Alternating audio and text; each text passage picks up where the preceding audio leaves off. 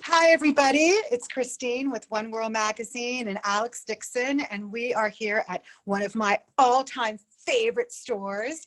It's called Cajoli Boutique. It's on Hearts Run Road. Hearts Run Road and Saxonburg Boulevard. Hearts Run Road and Saxonburg Boulevard. And this is Lisa Cohen Gloninger, who we're talking with.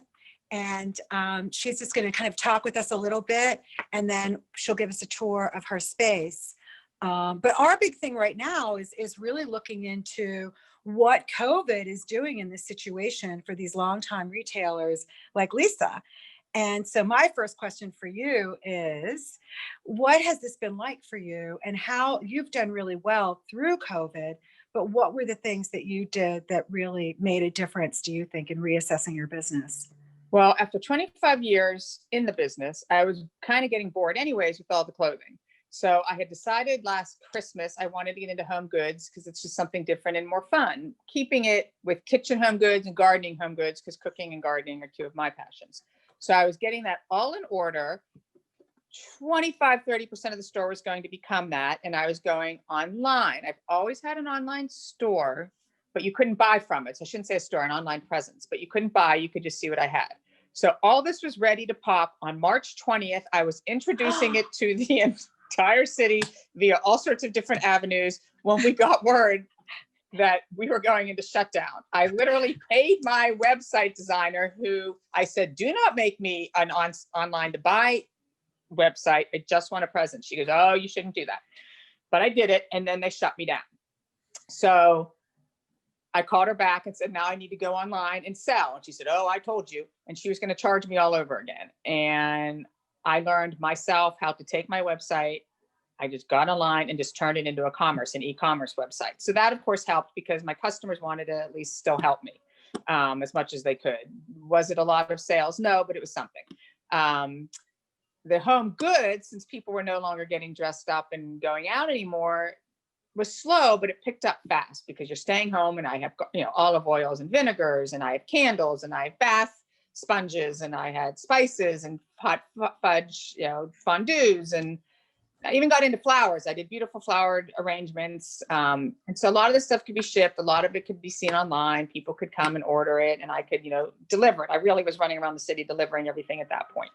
So that sort of got the ball rolling. Once I realized the home goods were a big deal, I started ordering more of it. Everybody just wanted to wear sweatshirts. So I just canceled all my cocktail dresses, all my, dressy pants and dressy blouses. And I bought leggings, sweatshirts, t-shirts. And luckily, people all summer long were like, I need 10 more t-shirts just to hang out in my backyard. I mean, that sort of was the joke around here, but that worked. So it was just a matter of changing the inventory a little bit, which obviously helped my costs. I wasn't spending $200, cost on a cocktail dress. I was spending $45 on a sweatshirt. So, it worked out. I mean, will my gross be down? Yeah. But will my net be fine? Yes. Wow. Isn't that a great story? That it's very innovative. I love stuff like that. Yeah, well, it was kind of hysterical, just that it all happened literally on my rollout day. that's my life. Yeah, I think a lot of people have that. I mean, I know for me, I was in California, and I had just gotten these wedding magazines delivered, right? Right. And they were delivered on March 18th. And March 23rd, California was, we were shut down so much so that I left the state, because I just had to figure it out. So I still have those magazines sitting in storage lockers. So your luck's just like my luck. Yeah. That's about when this happened, March 20th, and then the 23rd we shut down. But it's kind of common, I think, that for small businesses to be running on that kind of a schedule, because we do, really, Alex, a lot of us run on these quarterly bases. And so, January and March are big months for us, because they're turn of the season, and that's where other things come in. I know you had some questions for Lisa. What do you want to ask? Go for it, Alex.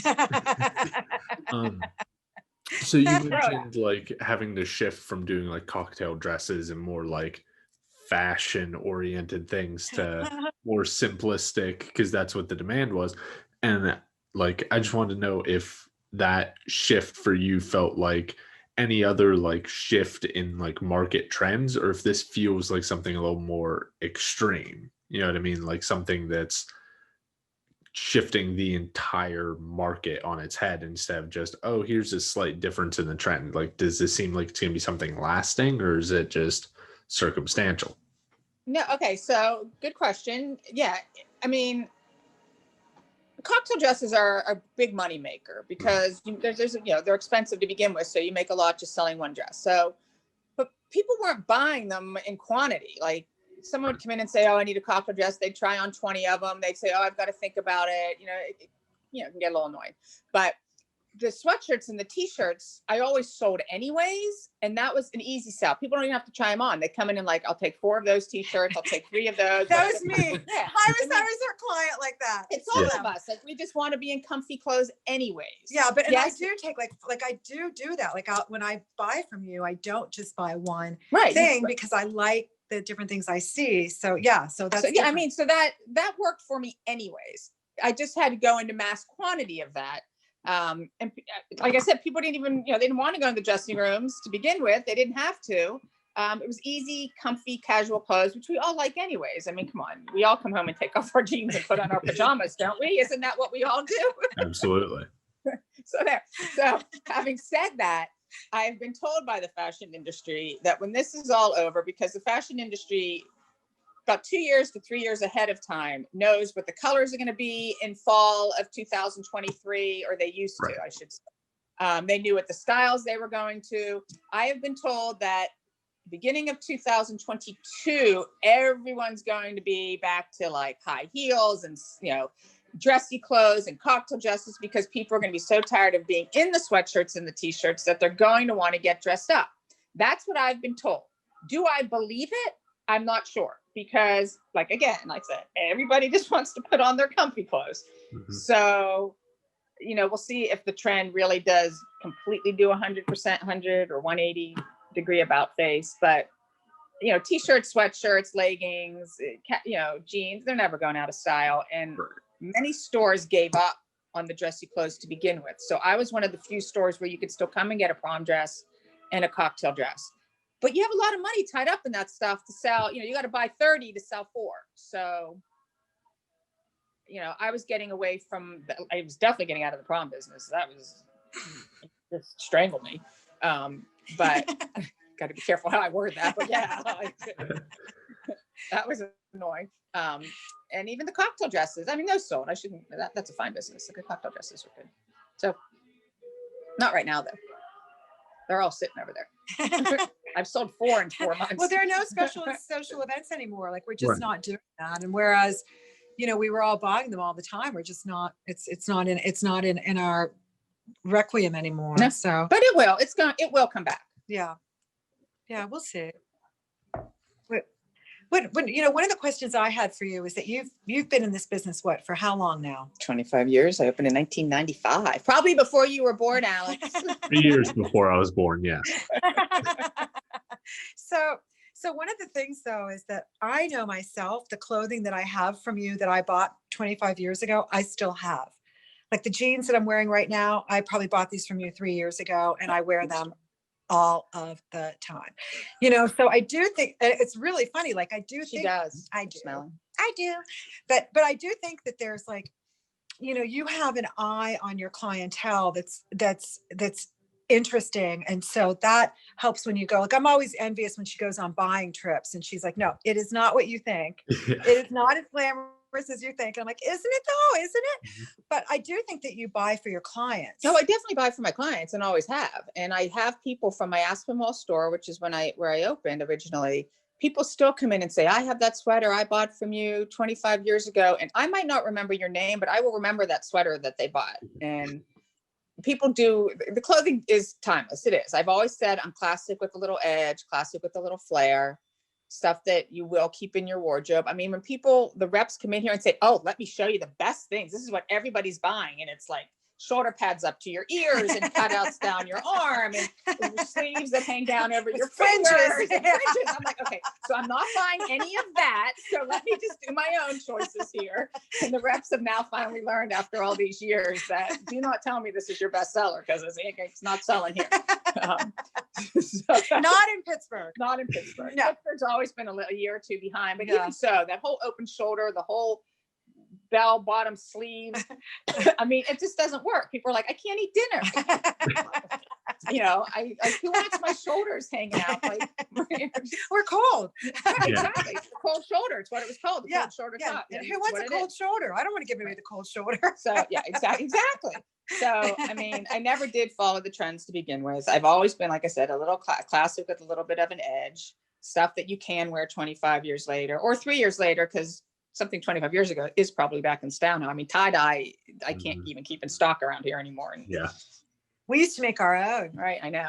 I don't know if that would sell here though. In the bathtub. In the bathtub. We used to. I still do. We go, she and I go back a long time. We won't get into all of that, our Right. Grateful Dead days. But anyway, so do you I hear tie-dye and I think of my college roommate and I. Because at Pitt, they would have like the festivals at the beginning of every year, and we went and did Right. the tie-dye shirts, and the stuff never dried. It sat in our bathroom shower for 3 weeks before we were like, you know what, we're just gonna throw it away. And then when you put it on, you ended up tie-dye with since. tie-dyed skin. they threw it away. Never even tried it on.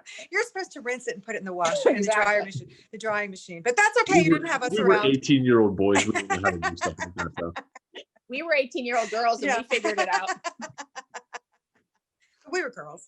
But anyway, so Lisa, at the beginning, you said that you were already in the process of changing the way you were doing things to follow your own personal passions, like you mentioned Right. cooking. And I was just wondering if that's something that, like, do you usually think that following your personal passions reflects better in like business and sales than following like the popular trends? Like, do you try to balance it, or do you have like a philosophy on that? Because I think that's an interesting way to get insight into someone. Okay, so maybe a little bit of balance, but unless you're passionate about what you're doing, you're not going to sell it well. Mhm. You know, people come in here and I love gardening and I love cooking. So the way I talk about this butcher salt, you would think it was the biggest money maker in the world, but it's amazing. It's great. As far as the clothing, same thing. Like, I love a great oversized sweatshirt. So I'm going to make all my friends buy one. The greatest pant comes in. That's the coolest fitting pant. I will sell that like nothing else. So you do have to really care about what you're trying to do, whether it's in retail or no matter what you're out there doing. If you're just doing it as a job, it's not going to work. It's not going to be a moneymaker. It's not going to be something you want to get up and do every day. We love unpacking the boxes. And sometimes I go, I ordered that. Yeah. And they're like, you're not even going to try to sell that, are you? And I'm like, no, I'll try. I'll put it in the window. I will. But if it's something I really love, like I said, I have a whole core group of friends that shop here, and people that I do Pilates with, and I play paddle tennis with, and I garden with, and hike with, and all my friends. I immediately call them all, and I'm like, okay, coolest pair of pants just came in, greatest candles just came in, and they all, they rush to buy it. So, yeah, you got to care about what you're doing. She's carrying One Whirl leggings as well. I am carrying One Whirl leggings, Mm. and I love those too. So it's like it sounds like it really is like for you, it has to be something that you're passionate Right. about, or else you can't do it. It won't work. Right. So when I switched over, I was kind of getting tired of the clothing. I really wanted to have different kinds of boxes to unpack, and I got really excited about it. And now I really, people come in here and go, no, we don't even care about the clothing right now. We just want to see all the cool kitchen stuff. So, I mean, yeah, if I'm excited about it, I can get everybody else excited about it. Yeah. Perfect. I think that's exactly what we want to hear. So, Christine, you want to end us out? okay. So see if I can, should I try to get both of us here, please? Wait, hold it here. Not big. Wait, I'll put it way. Wait,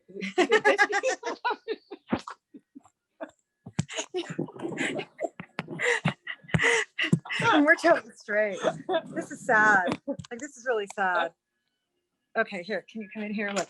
no, I can't get in there. Can you get in there? But I can't turn on the side because I've done it all vertical. Hi. Hi. So we're back, and we're just going to say thank you so much. We had a great time. I did some great shopping here. And check out Lisa's store. It's called Cajoli. Oh, you want to say what its name, how the name came Okay, out? so the name It came means from, Cajoli, which means how pretty well, in French. correct. Yes. But it came from Catherine, Johnny, Lisa. I have another daughter who was born after the fact. She's 23, so she missed the naming. So it's nicknamed Cajoli Lou. So yeah, that's what it came from. Kathy, Johnny, Lisa. And yes, Cajoli in French is very pretty. And people think, oh, Cajoli, ha, ha, ha. But it's Cajoli. Cajoli. But anyway, that's how I feel about her. And so everybody come in, check out the store, check out the shop, meet Lisa. She'll take care of you if you have not seen. And check out our future podcast at One Whirl. Thanks so Thank much. you, Alex and Christine. This was great. Thank you So for much being fun. here, Lisa. Thank you. All right. Bye, Alex. Bye, everybody. Little hand in there, Tim.